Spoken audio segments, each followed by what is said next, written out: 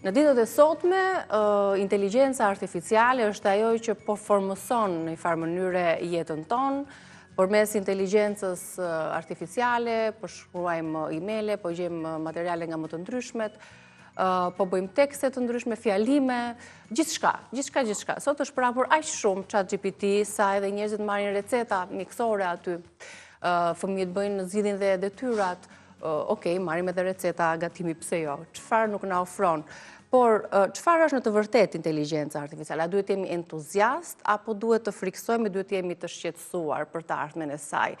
Çfarë kuptimi ka ajo për ne, për punët tona, cilat janë punët që do të zëndësohen, për familjet tona, madje edhe për identitetin ton. Unë sot kam në studio Josh Michaeli, që është ekspert që trajnon kompani dhe drejtues për të përdorur inteligjencën artificiale në mënyrë të mençur, themeluesi JM Solution. Mirë se erdhe Josh, për herë të parë në Reze Dielli. Kënaqësi që je këtu. Shumë kënaqësi, Niki. Ta prezantoj pak profilin tuaj për publikun, sepse ju sa vite keni në Shqipëri? Ju jetoni dhe punoni në Shqipëri, jeni shtetas amerikan apo jo?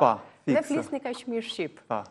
Kam qenë në 2001, në fakt nusën që njef kam takuar 3 ditë e parë që kam qenë në Shqipëri, dhe ne kemi endur sa ndek dhe Kosovë, Chicago, Cincinnati që është vendin time në Amerikë. Edhe tani kemi 12 vite që jemi përsëri në Shqipëri, 3 fëmijët janë rritur këtu, kështu që kjo është gjashua në përgjithësi. Pastaj për sa i përket punës mund të futemi më shumë në detajet e programit. Do kemi bisedë të gjatë, po nuk do doja që të rria këtu pa përmendur, se ju përmendën që edhe tha dhe vetë, do ma shpjegoni dhe pak vetë historinë, sepse bashkëshortja e Joshos është Bona Michaeli, është psikologja që ne e kemi mikesht tashmë të emisionit tonë prej vitesh edhe ftojmë për tema të ndryshme, analiste e problemeve të ndryshmeve sociale, kështu që për herë të parë që u dilni në publike dhe është kënaqësi që ta prezantojmë kështu në një farë mënyre se kush jeni ju. Se Bona tashmë është një figurë e njohur apo jo? Ju jeni pak më të tërhequr nga media, të shera e parë daljes tuaj në media. Kështu që edhe vetë nuk është shumë tipi im që të da, por të falenderoj shumë për ftesën edhe unë të falenderoj dhe herën tjetër ju dua të dyve në studio. Okej, më patjetër. Po e bëjmë kështu një ftesë publike. Më thuaj pak si e njohë Bonën ditën e parë që ka ardhur në Shqipëri? Atëherë në 2001 në Shqipëri. Një shoku im më prit në aeroport edhe ai më tha që po kthehemi në shtëpi, do ham drek atje, tha që nusi im është atje, ajo është shtatzan, kështu që ka edhe motra e saj për të ndihmuar. Kështu që unë u futëm në shtëpi edhe sa hapi derën pash një gocë shumë e bukur, edhe thash me veten time që nga shumë e bukur, edhe pastaj gjë e dytë ishte që shpresoj që kjo të jetë motra e nusës dhe jo nusja e shokut tim. Kështu që ishte Bona, u njohëm atë ditë, doëm për një akullore në blok, edhe pastaj gjatë viteve. E ti bërë për vete dhe sot jeni prindër të 3 fëmijëve. Fiks. Gjithsesi, unë do doja që dhe për shkak të minutazhit, këtë histori të bukur të dashurisë tuaj ta rrëfejmë bashkë me Bonën në një moment tjetër dhe unë të falenderoj shumë. Le ta nisim thjesht fare për tematikën që kemi zgjedhur të diskutojmë. Si po vepron inteligjenca artificiale sot në jetën tonë? Çfarë është inteligjenca artificiale? Atëherë mendoj që do ishte interesante për shikuesit që ta shohin si funksionon, kështu që me siguri kam bërë testime të tilla, por po pyesim pak ChatGPT. Unë edhe vetë do të flas pak. Shumë provojnë të gjithë. Po e pyet direkt ChatGPT-n. Atëherë jam në studio këtu në Report TV dhe kemi një pyetje, çfarë është inteligjenca artificiale?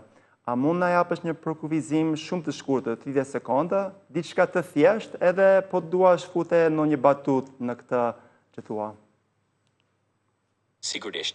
Inteligjenca artificiale është si një tru kompjuteri që mëson nga të dhënat të përvojat, për të kryer detyra që zakonisht kërkojnë mendjen njerëzore. Nëse kompjuterat do të shkonin në shkollë, AI do të ishte nxënësi më i zellshëm. Shpresoj të pëlqej ky përkufizim. Po, super. Sa i zellshëm ishte edhe në përgjigje. Ja, e morëm përgjigjen direkt. Herën tjetër do ta bëjmë me ChatGPT intervistë. E përdor shpesh ChatGPT-n? Atëherë unë kur dolli, unë përdora për disa javë, më shtuk interesant, më them drejt u mërzitës, se në atë kohë ishte më dobët, nuk t'i jepte përgjigje të sakta, kështu që e lash për mbi një vit, nuk e përdor fare. Pastaj u ktheve dhe ishte përmirësuar goxha edhe unë vetë kisha studiuar pak se si të përdor. Kështu që tani, me thënë drejt në gjatë verës, nuk është që kam përdorur atë shumë, por gjatë ditëve normal, po, përdorim. Kërkon më shumë informacione për punën tuaj, pyet për fenomene të ndryshme, po, ku të duhet informacion? Atëre vetë personalisht atë që përdor më shpesh është marrë, për shumë mund jetë një raport që është 100 faqe, edhe unë nuk do atë lexoj e gjitha, por kam 2-3 pyetje. Ekstraktin, po. I jap për raportin ChatGPT, bëj këto pyetje, pastaj nëse marr informacion të mjaftueshëm, kaq, përndryshe lexoj ato faqe që më duhen të lexoj. Kur kemi qenë fëmijët, për edhe të gjithë besoj e njohin Terminator me Arnold Schwarzenegger, kur ato robotët vrisnin edhe kishin ato skena të cilat mendonim që janë skena të largët, Hollywoodi. Disa njerëz e shikojnë me shaka këtë vrullin e madh dhe formësimin që po na jep tashmë inteligjenca artificiale, po disa dhe trëmben, thonë që do na pushtoj inteligjenca artificiale, siç po na pushton, siç ka nisur të na pushtoj. Ju si mendoni? Atëherë unë mendoj që si me çdo gjë tjetër në jetë duhet balancë, kështu që dikush që CEO një kompani të mëdha nga këto AI ka thënë që këto robotet në vazhdim do jenë 10 fish, 100 fish, 1000 fish më inteligjent se që janë tani, por ne prapë do vazhdojmë me jetën tonë siç kemi vazhduar më parë. Unë nuk e besova kur e dëgjova, pastaj ishte në Amerikë edhe ishte në supermarket atje, edhe dëgjon muzikën, dëgjon njerëzit që ishin duke folur, edhe dëgjova një pip pip pip pip, edhe unë kishte kaluar vetë një robot që në atë moment po hetonte gjithë artikujt ushqimor që ishin atje, për të parë nëse ishte skaduar. Nëse unë do t'jepje të dhënët, edhe do të komunikonte me mua në telefon për ato pëlqimet historikun time. Kështu që unë vetë kishe kaluar diçka shumë inteligjent pa ditur. Kështu që mendoj që shpesh do t'jetë e tillë, siç është edhe në këtë studio tani që kemi këto. Si kundër do të zvendësoj dhe shumë puna po profesione. Për shembull, cilat janë profesionet që përfite që mund të jenë më të rrezikuara në të ardhmen? Po, atëherë, më kujtohet kur unë kam filluar këtu në Shqipëri me trajnime, disa CEO-t që i respektoj shumë, thanë që ne asnjëherë nuk t'japim një punë AI, kur kemi njerëz që nuk do të lëm pa punë. Madje njëri tha që unë nuk të lejoj që të futet në Shqipëri kjo fenomen. Ndërsa në fakt ka filluar edhe në këtu në Shqipëri, në disa raste në firmë marketing, më para kam pasur 6 vetë në ekip edhe kam bërë outsourcing për disa punë, ndërsa tani nuk bëjnë më outsourcing, bëjnë të gjitha brenda sepse kanë edhe këto AI. Do doja të dija, Joshua, edhe diçka për sa i takon sigurisë, sepse tek ChatGPT-ja besoj aty të njeh më mirë se edhe vetë rrethi familjar ka përshtypjen. Tepër për disa që marrin ato paketën premium të ChatGPT-s, që është edhe me pagesë, ku ti ke shumë informacion që i ke dhënë. Sa të sigurta janë këto të dhëna dhe informacione që ne japim ChatGPT-s? Po, atëherë unë nuk mund të thas për çdo kompani, por unë ec me këtë parim, që nëse unë kam besim tek një kompani, për shembull Google, edhe unë hedh të dhënat e mia atje, pa menduar se si do përdoren. Nëse kam besim tek një kompani tjetër që është ndërtuar tani kryesisht në AI, unë do të hedh të dhënat atje. Nëse nuk kam atë siguri, nuk do të bëj. Pastaj përveç kësaj, ke edhe disa në settings që mund të bësh që të jesh më i sigurt ose më i hapur me informacionin tuaj. E di që disa vetën nuk e ndjejnë këtë siguri, edhe shumë kompani thonë që madje në një trajnim kishim... Kur dërgojnë foto ose profili ose të dhëna analiza, shumë njerëz marrin dhe receta aty. Pa. Çojnë analizat dhe ChatGPT-ja ja u interpreton analizat që personat kanë bërë dhe më pas ju jep edhe sugjerime, rekomandime se çfarë duhet të konsumojnë. Pa. A janë të dëmshme këto receta? Shumë njerëz i ndjekin dhe i...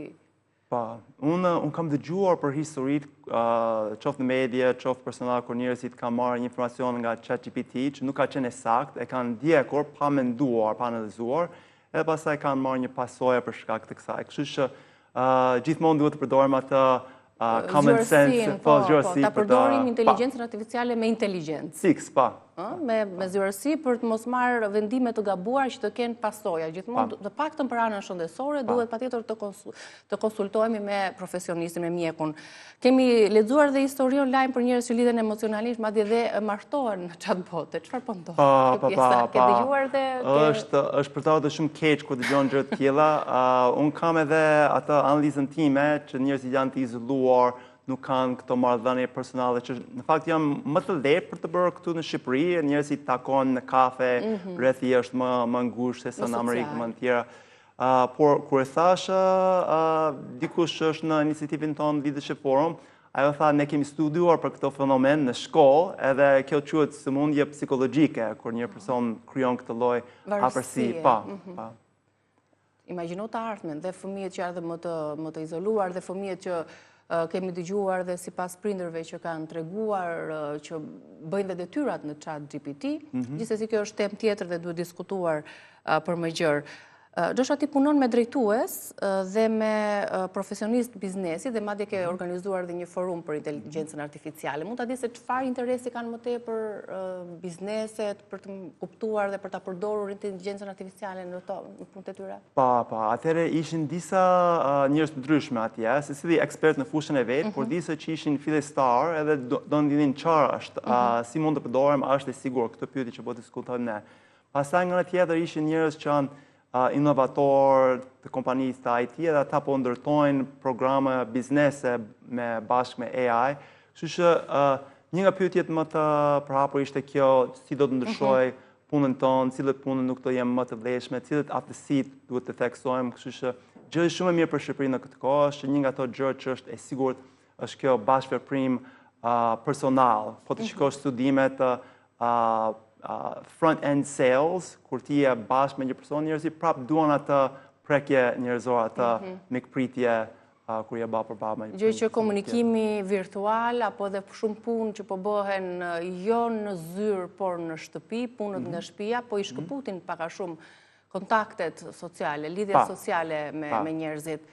Ke marrë dhe një tjetër, përveç se biznesit, ke marrë dhe një tjetër iniciativë, ku çon njerëz të ndryshëm, ndoshta të punonjës të kompanive të ndryshme në malet e Shqipërisë, të huaj apo shqiptar, për të patur një lloj rilindje, një lloj shkëputje nga puna, nga komunikimi virtual. Pse të ka lindur e nevojshme që të ndërmarrësh dhe çfarë roli ka pjesa tjetër e profesionistëve, të cilët ndoshta kanë dhe rolin më kryesor në shërimin e asaj që ne e themi varësi nga rrjetet sociale, nga inteligjenca apo ashtu artificiale. Atëherë ne kemi bërë staff retreats edhe me kompanitë, ndërsa kam një fondacion që kam nisur që unë do të thoja që si shumë fushë të tjerë që janë mjekët, psikologë, edhe unë kam atë pjesën e jetës time që dua të ndihmoj të tjerët. Kështu që ne kemi bërë këto retreatet bashkë me hiking nëpër male, me qëllim që të jemi larg qytetit, që të kemi kohë për të reflektuar. Ne shpesh reflektojmë mbi fjalët që gjejmë në shkrimet e krishterë, sepse na japin jetë, gëzim, edhe pasi reflektojmë kur të kthehemi, cilët janë ato gjëra që duam të vazhdojmë të bëjmë, cilët janë gjëra që duam të bëjmë ndryshe, si liderat në kompanitë, si në shtëpi. Shpesh unë kur kthehemi nga këto i përqafoj shumë fëmijët, edhe bonën, edhe sikur rinis një angazhim më i fortë si baba, duke i lënë pa sa të lodhin ngarkesën e javës dhe duke marrë këtë energji prej natyrës, si gjithmonë është një energji e pastër që të karikon dhe të bën të frymëzon për të vazhduar punët dhe javën. Ke një shqipe perfekte. Po kam edhe këto pengesat, kështu që pavarësisht viteve që ke në Shqipëri, sepse njoh edhe shumë të huaj të cilët jetojnë edhe punojnë në Shqipëri, ke vendosur të jetosh përfundimisht këtu apo është periudhë e caktuar që të mban këtu? Atëherë unë kam vendosur përfundimisht që të jem me nusë, nuk kemi vendosur së bashku që të jemi këtu për gjithmonë, por deri tani këtu jemi në Shqipëri, na pëlqen shumë. Fëmijët kanë shkuar në Amerikë për universitetin, po kthehen prapë këtu në Shqipëri, kështu që ata kanë lindur këtu apo në Amerikë fëmijët? Jo, nuk kanë lindur këtu, por janë rritur këtu. Ndërkohë me gjyshrit si kanë marrëdhëniet me gjyshrit shqiptar dhe gjyshrit amerikan? Shumë mirë me gjyshrit shqiptar, kam mësuar të bëjmë byreqët, kënaqen, shkojnë atje kur han, ndërsa edhe me prindërit e mi shkojnë atje, rinë dhe futen direkt në atë. Tani që e ke njohur mirë shoqërinë shqiptare, realitetin, kulturën shqiptare, më trego një veçori që të pëlqen shumë, një karakteristikë dhe një karakteristikë tjetër që nuk të pëlqen fare. Këta shqiptarët mo? Po, atëherë unë nuk është që kam diçka që për njerëzit, më kujtohet kur unë edhe në fillim ishin ato vite që s'kishte dritë për një kohë të gjatë, s'kishte ujë, kishin nxjerrë një herë bonën në një vend për një si date. edhe sa u futën atje u fikën dritat. Kështu që në atë kohë mërziteshe me këto gjë. Ndërsa diçka që më pëlqen shumë, edhe që ka qenë pjesë e jetëve të njerëzve në Shqipëri, ka qenë edhe pjesë e jetesës së fëmijërisë së mi, është atë afrimi i njerëzve që kanë dëgjuar historitë si ka qenë kur bona, kur tjerët janë rritur, edhe në fëmijërinë time kujtoj që ne linin shtëpinë në mëngjes, dilnim me biçikletë, ktheheshin në darkë kur na haj bukë, kështu që kjo koha që është në fakt ka qenë në Shqipëri, nuk e di sa është tani me ardhjen e këtyre, por kjo është shumë e veçantë. Kjo është një mungesë e madhe e fëmijërisë. Mbahet më shumë këtu në Shqipëri akoma këtë vlerësimi i njerëzve, koha që ka dhënë me njerëzve. Me njëri tjetër, lidhjet sociale drejt. Unë të falenderoj shumë për prezencën tuaj dhe të uroj punë të mbar. Faleminderit, shumë kënaqësi. Faleminderit.